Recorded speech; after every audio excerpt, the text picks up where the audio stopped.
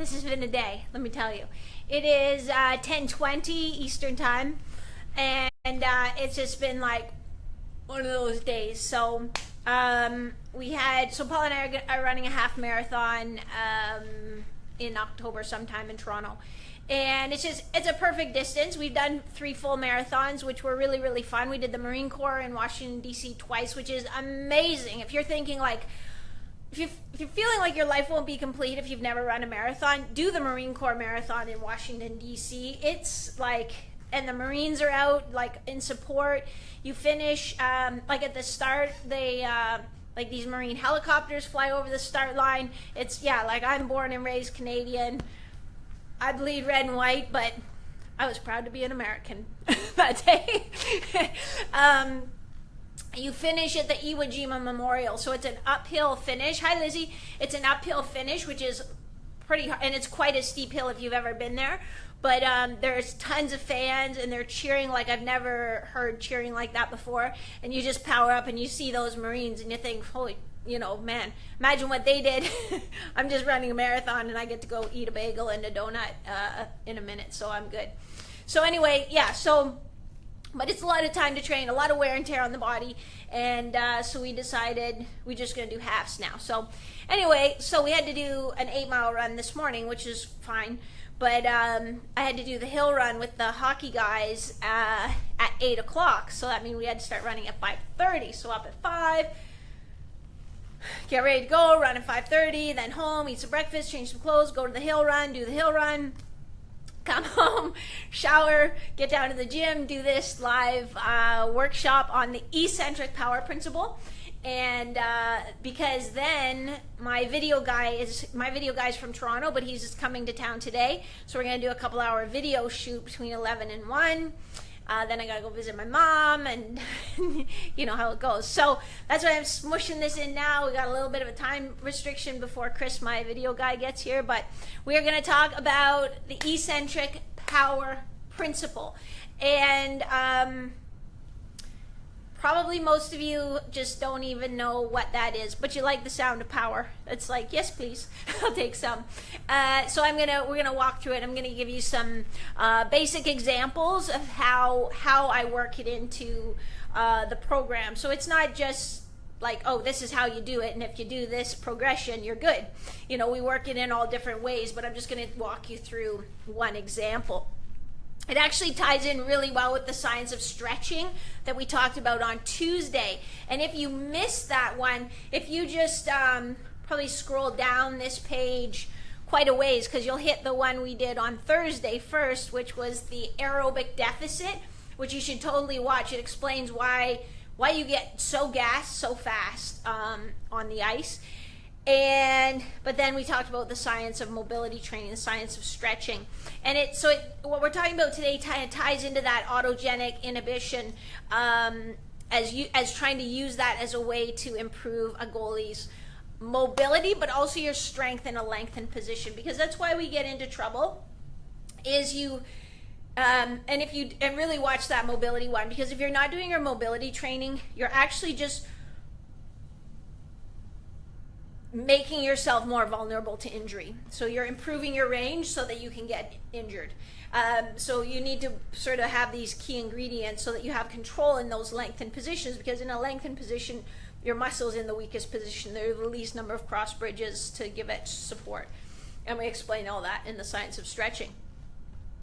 The other thing is to try and protect you from getting injured, or protect you from getting injured as badly as you might get injured, there are nerve receptors in your muscles, and they trigger reflex responses to the rate of muscle stretch, which is if a muscle's stretching too fast, like if you're kicking your leg out to the side, it's going to cause a contraction, because it's like, you're gonna pull this muscle right off the bone if you keep going, mister. So, hi Greg, hi Karen. So it slams on the brakes, and sometimes that will give us an injury itself, but to our brain, it's like that, not even to our brain, it's a reflex response. It just goes to our spinal cord and right back out, just, like if you touch a hot stove, the exact same type of response. So, you know, our brain's like, you know what, I know that you got a little bit hurt there, but it's a lot better than what would have happened if we just let you go crazy like that.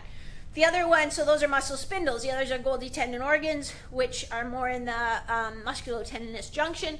They're sensitive to high force development, and their reflex response is actually to let your muscle relax a little bit, or actually relax. Like if we were super overloaded, like if someone just dropped like 500 pounds on me, I would just buckle. My body would be like, no. And if you're trying to hold this, you're gonna smash yourself. So that's kind of some of the things we're gonna talk about.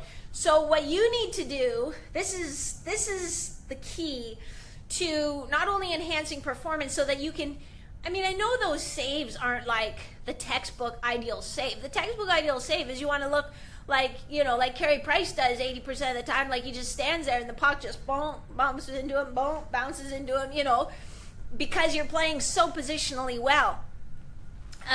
But sometimes you need those ones. So it's like, okay, how can we make it so that you can make those saves, you could tap in to that end range at high speed without triggering your muscle spindles to like slam on the brakes and say, no.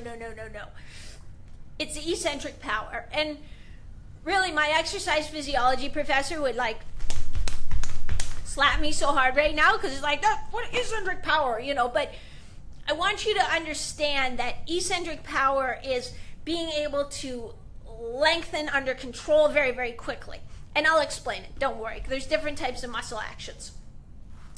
Eccentric power basically has been used for years and years to reduce the risk of ACL tears in football players, soccer players, even hockey players.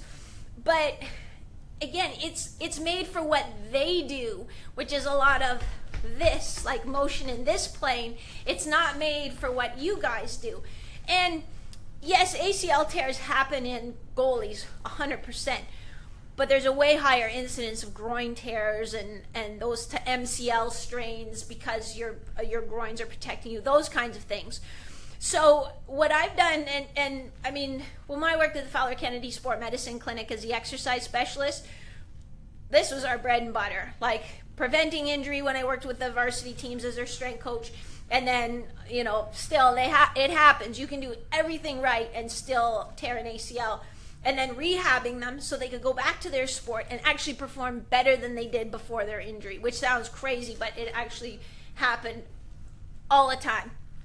So what I did is I took what we were doing there and have sort of adapted it to goalies, but really not like, oh, this is your injury prevention training. It's like, no. I think as Mike Boyle said, like, you know, ACL injury prevention training or whatever, just say injury training to prevent injuries is just good training. And I couldn't agree more. My number one job is to keep you healthy.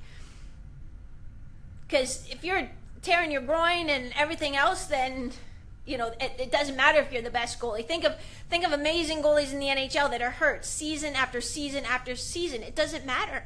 That, you know, that's it. So job is to keep me happy. Keep you happy and healthy.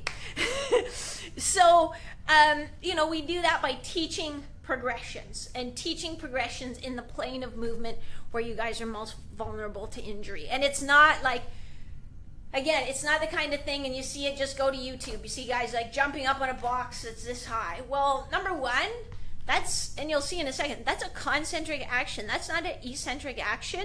So you're actually losing a huge part of the sport-specific benefit because most injuries happen on eccentric loading, not concentric loading. So, you know, but it's like you can't skip the steps. It's like everything we've talked about. You have to sort of walk every mile. So we want to teach your muscles to exert force during lengthening contractions.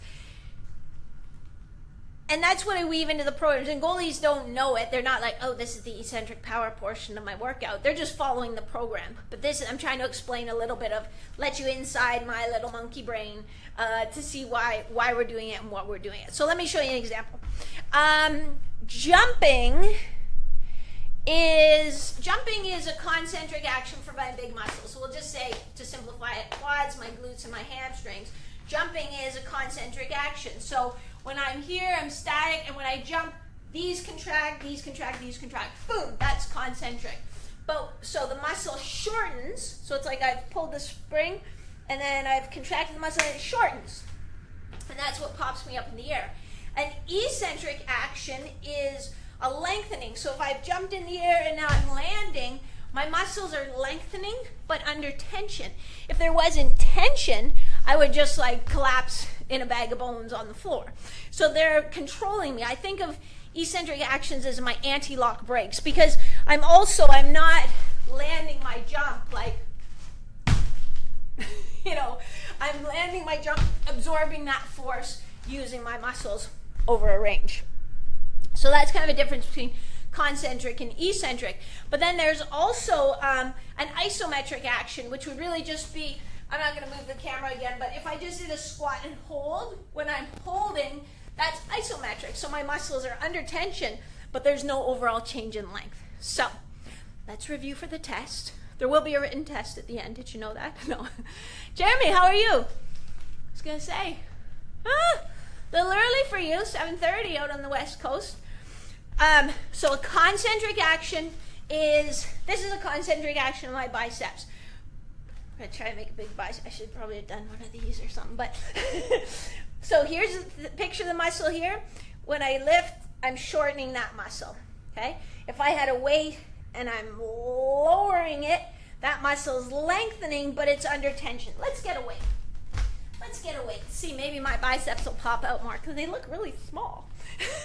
So this is concentric. And then, so it's shortening.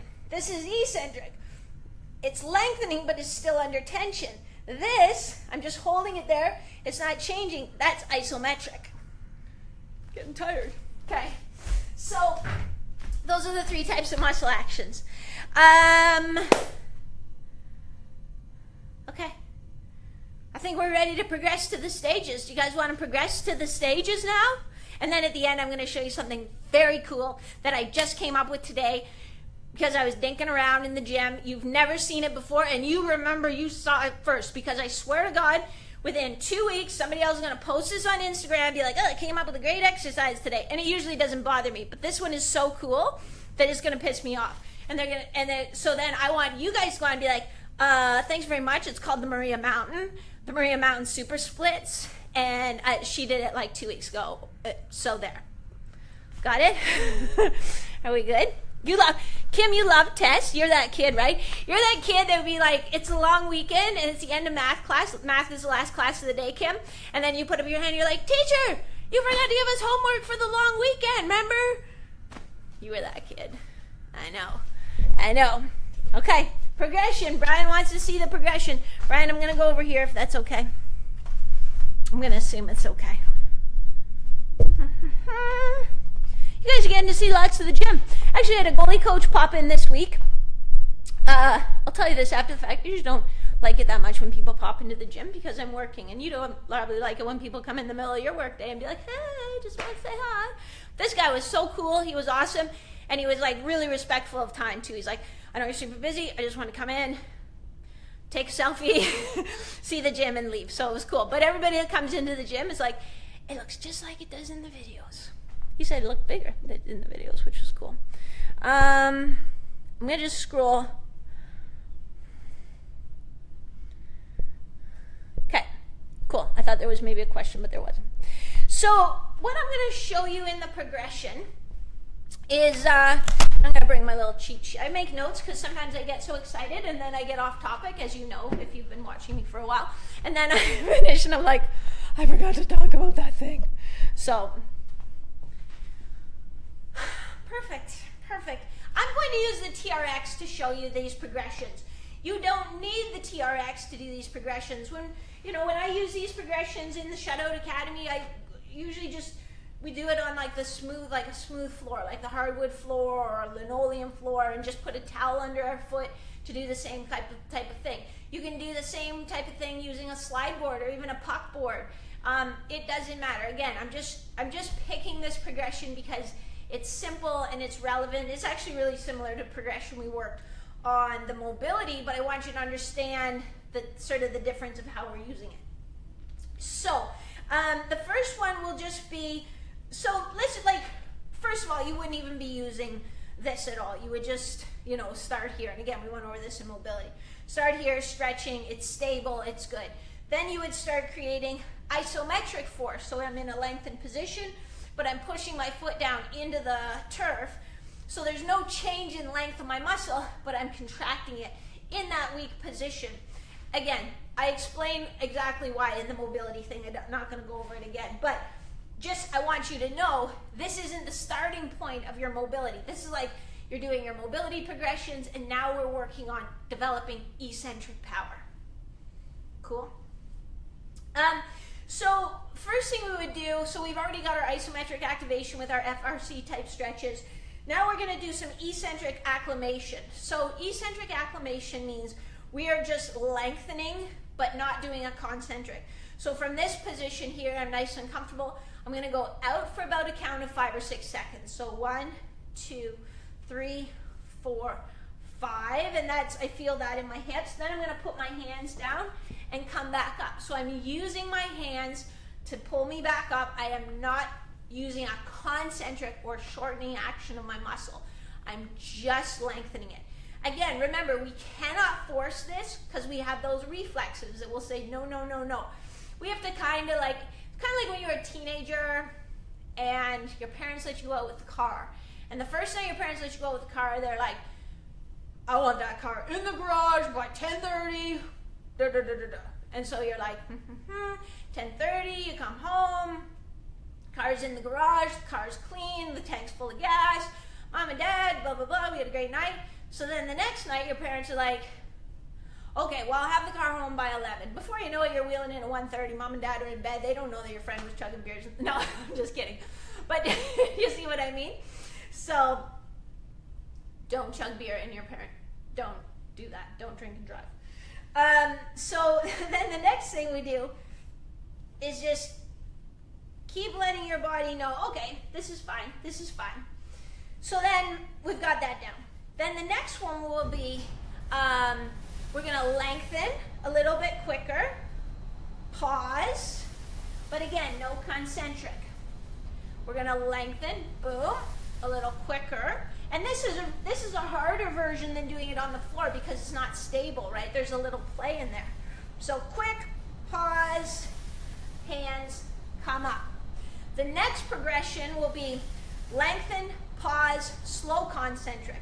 So it'll go lengthen, pause, slow concentric. So I've lengthened fast, I pause, and then slowly returning. Lengthen, pause, slow eccentric, slow concentric, sorry. Let's do that one more time. So fast out, and then pause, and then control it back up. Pulling with both of my adductors or both of my groins. The next one will be eccentric, pause, concentric. So quick eccentric, pause, quick concentric. Quick eccentric, pause, quick concentric. Then the next progression is, can you guess what it is? Eccentric to concentric linked. So it'll be boom, boom, boom, boom. And I'm really staying a little more in that outside range because that's where I need it. In here, like up over neutral over this hip, I'm pretty good. It's not a whole lot of overload. Then we could add overload. Then we could add a medicine ball for some resistance. Then we could add different positions. So, you know, I would do it, but again, you have to start back at the beginning. You can't just grab a big med ball and then start smashing around. You have to progress back. But, you know, I would start with turning my body, reaching with my arm, you know, this way, reaching with my arm this way to get it in. I would like, you know, a little rotation as I keep that, try to keep that flow going out and in, because a lot of times too, that's where we get in trouble. It's not just the kick, it's that, oh, I kicked and I reached, or I kicked and I reached, and then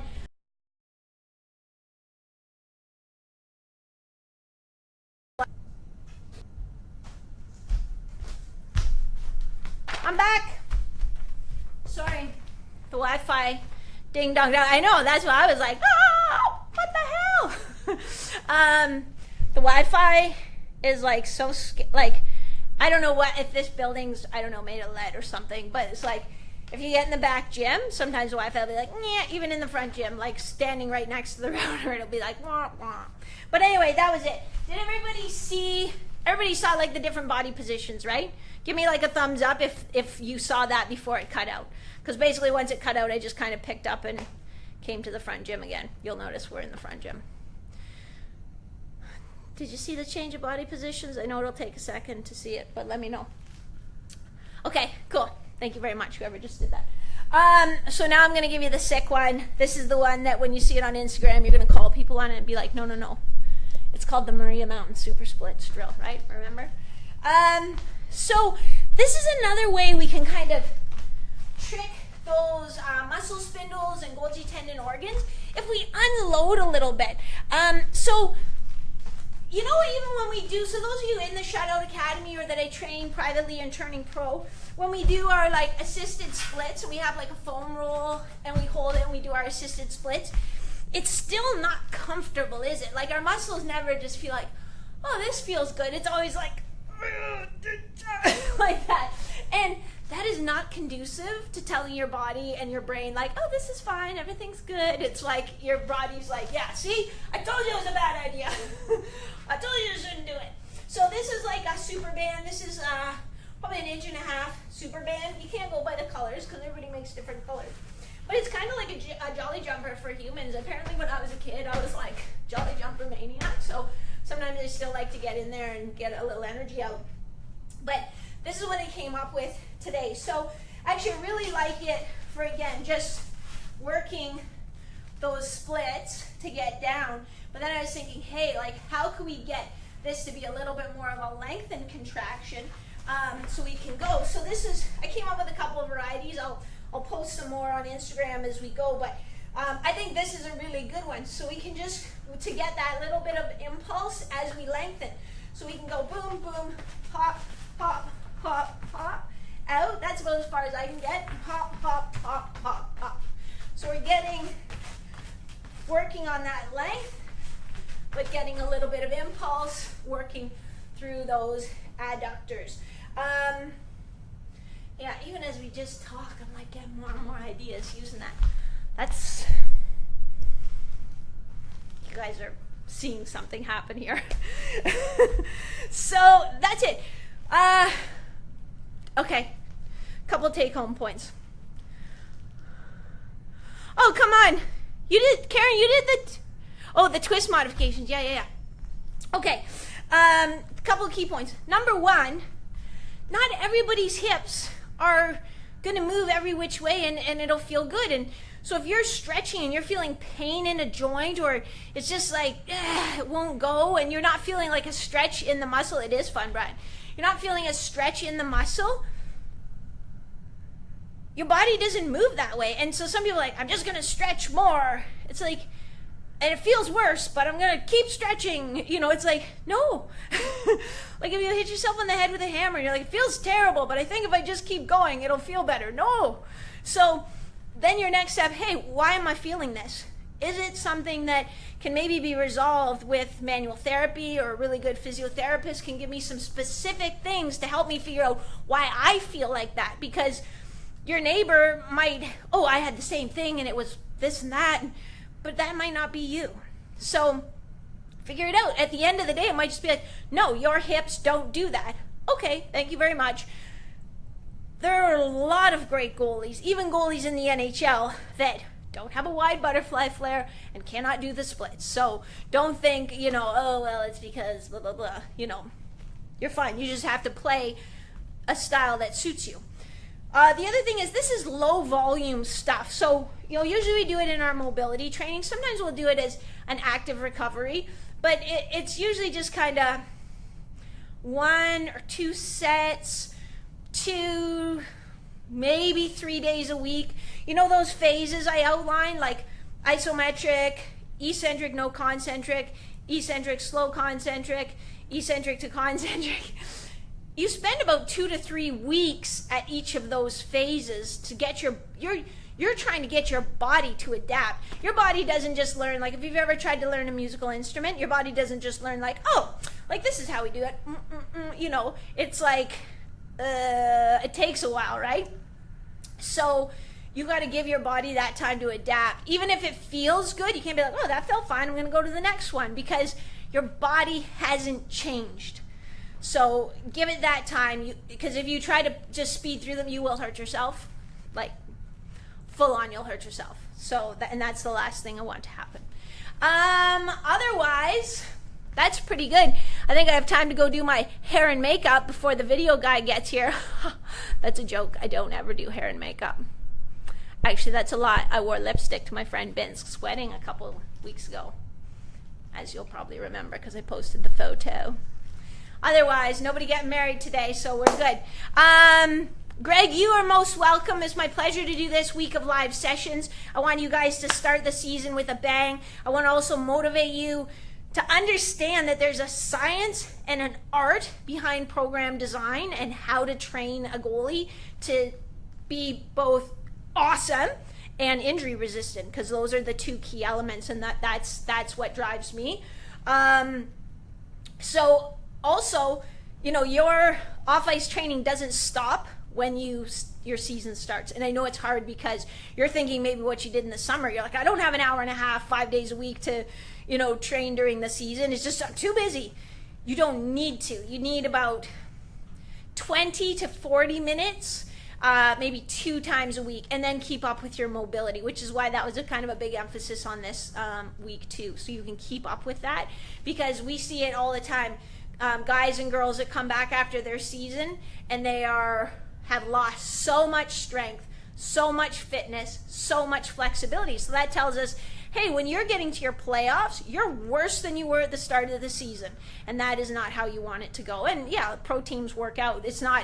But it's not a bagger. You know, it's not like, okay, we're just going to go so hard for 20 minutes. It's very strategic. So keep up with that. And again, if you want, you might have a trainer you work with who looks after all that, or your team looks after all that. That's perfect. If you want a program that I just have done for you, check out the shutoutacademy.com. I'm pitching that every time because it's awesome. And it's a great community of goalies too. There's a private Facebook page, not Goalie Training Lab, that's something different, but and it's just such a super group. So that's tied to your season. So right now we're just finishing our off season. Starting September, there'll be in-season workouts so that it's synced with where you're at. But that's something you can check out if you want. Shutoutacademy.com. Ali, I see a question. Oh, nope. No question, just nice props. Thanks, Ali, my pleasure. You're welcome anytime. Okay, gang, so I'm going to go and get ready for my video shoot. I'm going to bring it. And you guys have a fantastic weekend. I see the sun's starting to peek out up there. Man, here's the thing. Okay, we did the hill run this morning. We had a couple of goalies out. And the hill is like dirt. Like where we run is dirt. But their legs get so tired that it's really hard for them to walk back down. So they'll often walk down backwards so they don't have to use their quads. But even today was a pretty hard workout. So then they were just done. So then one guy, the first guy, Paulie T, he's in some of the videos, decides like I'm just sliding down on my bum. So he sits down in his bum and like scooches himself down in the dirt. And there's like a track. I'm going to post an Instagram video, a picture of it later on. But it was, and then by the end of it, Ross Jones was out too from Shutout Lounge. By the end, both of them were sliding down on their bum. It's just, see, and that's like, when people are like, why do you train goalies? It's like, because they're awesome. So, thanks for being awesome. Thanks for being my passion. I will catch you guys later on. Have a great weekend. Bye-bye.